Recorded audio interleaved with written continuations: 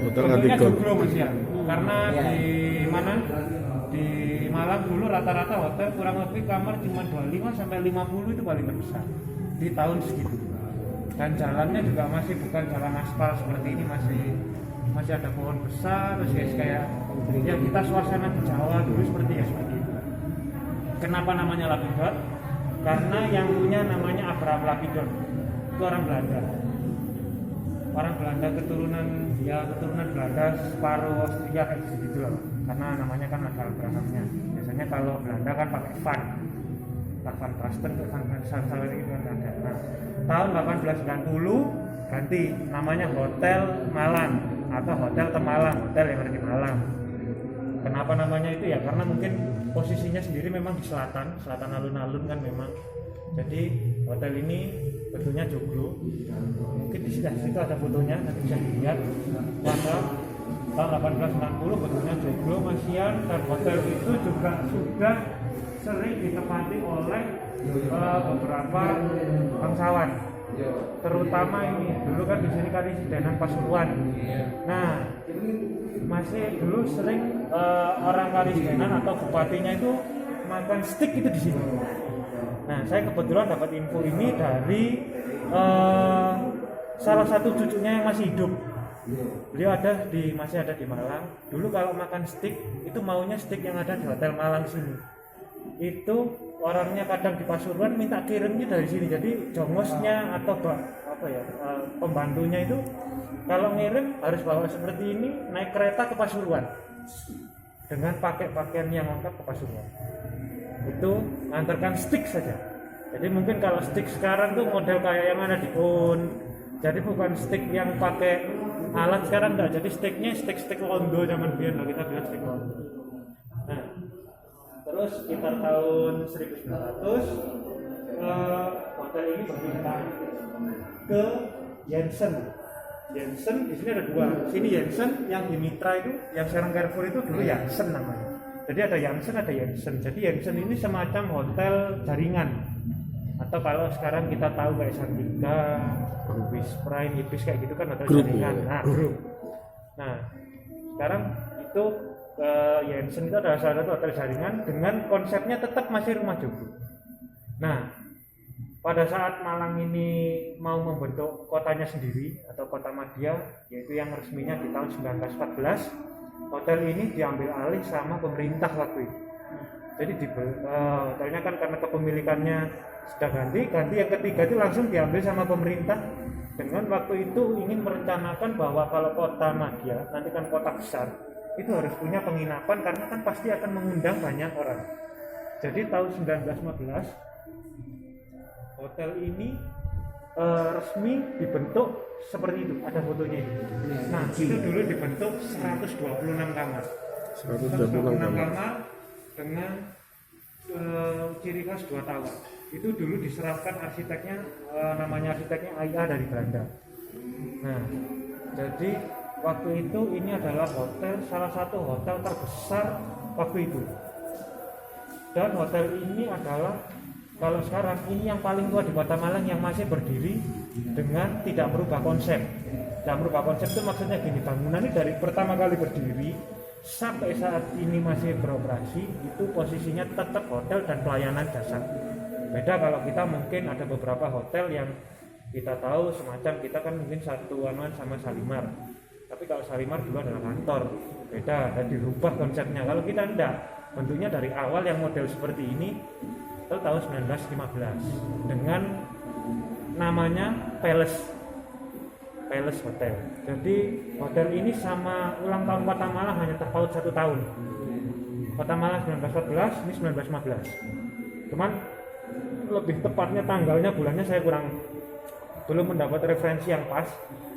Nah, hotel ini, tapi rumah yang dulu atau mungkin bangunan aslinya dulu itu yang di kolam renang. Tapi sekarang tidak ada yang bangunan aslinya. Dulu masih dipertahankan waktu pertama kali berdiri. Jadi semua materialnya itu diambil atau dikirim dari Belanda. Ada nanti yang beberapa material masih ada, masih saya kasih tahu. Nah, tahun 1942 Jepang masuk, ini berubah nama lagi.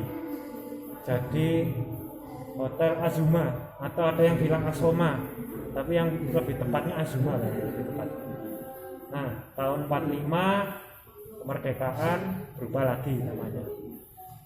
Jadi 45 sampai 47 masuk agresi itu namanya ganti Hotel Republik. Nah, tahun 47, nah 45 47 atau 47 sampai mau agresi itu kan Malang bumi hangus. Pemerintah Kota Malang dinyatakan mati, katanya sekutu dan yang lain. Padahal pemerintah Kota Malang digerakkan di hotel ini selama kurang lebih 2 tahun. Jadi balai kotanya di Bumi Angus, tapi pemerintahnya pindah ke sini, digerakkan di sini. Sebelum nanti setelah selesai agresi, semua perancangan dan yang lain-lain itu di Societe Concordia, tapi rapatnya tiap hari ya di sini di distrik. Ya kurang lebih sekitar segituan. Nah, tahun 1952 hotel ini masuk balai lelang, Pak, dan dibeli oleh waktu itu pengusaha dari Banjarmasin, Bapak almarhum Haji Saran Husin. Dia yang beli. Ini tahun 52 karena waktu itu yang dilelang ada 3 yang ditawarkan. Niagara, Splendid yang sekarang Wisma Mapel itu sama ini. Kenapa waktu itu Bapak Sakran milih hotel ini? Karena kondisinya saat itu yang satu paling murah. Yang kedua memang karena bekas bumi hangus, towernya itu hilang. Nah, foto tower hilang atau bekas di agresi itu ada di Museum Brawijaya. Ada, foto terbakarnya ada. Betul, itu kan ada menara 2, itu hilang. Nah, lebih jelasnya gambarnya ada di museum yang di dokumen sebelah kiri. Dokumen gambarnya ada di sebelah kiri. Sengaja memang di Bumi Angus karena itu tadi tahu kalau memang pemerintahan digerakkan di sini, banyak inlander yang ada di sini, jadi ya namanya sekutu sekalian ya. Nah, oke, sekarang kita bergerak. Satu lantai yang kedua yang paling ciri khas di sini adalah lukisan dari atau Delft painting kalau kita bilang. Tapi kalau Delft painting biasanya kan putih biru. Kalau kita full color. Dan ini dipesan langsung ke Belanda, custom. Jadi tidak ada satupun yang bisa ngembali. Karena pabriknya itu tutup waktu Perang Dunia Pertama di sana. Tapi nggak pudar ya warna ini? Warna ini nggak mampu bisa dipajang, dan mau tahu ada aslinya dicap, ada cap perusahaannya di sebelah kanan kecil segitiga itu dari ada nanti di situ ada dari Belanda, ada capnya kecil. Kalau yang gambarnya putih pasti kelihatan, maksudnya yang bawahnya terang kelihatan. Itu kurang lebih jumlahnya sekarang jumlah yang itu ada 22. Nah, kota-kota di sini kenapa nggak kota-kota Indonesia, kenapa Belanda? Karena memang hotel ini awalnya diperuntukkan khusus untuk satu orang Nederland, orang Belanda, kulit putih, yang kedua bangsawan, ketiga orang Chinese. Nah, tapi yang lebih tepatnya dulu lebih ke bangsawan Belanda. Kenapa? Karena memang rata-rata yang kesini itu kalau orang yang kalau orang sekarang tuh kalau yang nggak punya Lamborghini atau yang paling orang berpangkat dia nggak boleh masuk ke sini. Karena inlander atau mungkin orang-orang kita ini verboten. Karena di luar ada tulisannya dulu verboten itu dilarang masuk. Verboten berarti inlander verboten. Jadi orang Indonesia dilarang stop. Jadi kita itu cuma di luar cuma lihat-lihat aja. Jadi karena memang kawasan sini kayu tangan sampai mungkin area sini sampai kayu tangan itu adalah area kulit putih sampai Societe Concordia. Itu area kulit putih. Nah, yang khusus untuk inlander atau orang-orang kita ini hanya di alun-alun. Makanya alun-alun itu disiapkan untuk kalau maaf ya memang agak sedikit saru, tapi memang dulu kalau orang Belanda ingin melihat kaum kita atau melihat orang-orang seperti kita itu hanya boleh lihat di alun-alun. Jadi kalau mau lihat orang jualan, mau lihat orang topeng maunya dia di alun-alun. Makanya bangsa kita dulu memang dianggap seperti itu sih. Karena dari dulu kan memang ada di budaya Jawa kan strata, mungkin penjelasannya ke orang Belanda itu dari orang kulit kita atau mungkin dari bangsawan kita bahwa kita itu ada tingkatan-tingkatan. Nah seperti itu. Jadi kalau sekarang kan kita tidak ada tingkatan lagi, kita semua sama.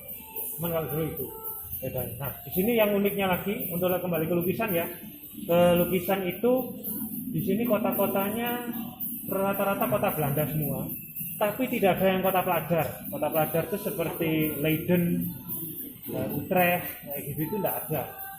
Atau mungkin ada beberapa kota Belanda yang pasti Leiden kan kota pelajar. Nah, di sini ini rata-rata kota industri, kota petani, itu rata-rata seperti itu, ya. Kota pelabuhan.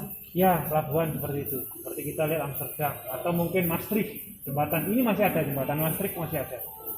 Terus yang pernah diliput sama wartawan Belanda yang Hoorn itu pernah, yang di sebelah sana Hoorn itu pernah.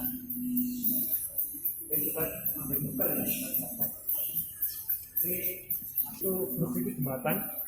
Ini di kota Maastricht ini masih ada sampai sekarang. Bisa dicek di internet itu masih ada. Kalau pelabuhan di Amsterdam mungkin sekarang berubah, tapi model lautnya ataunya masih. Dan kapal itu saya sudah tanya itu bukan kapal Titanic tapi hampir sejenis.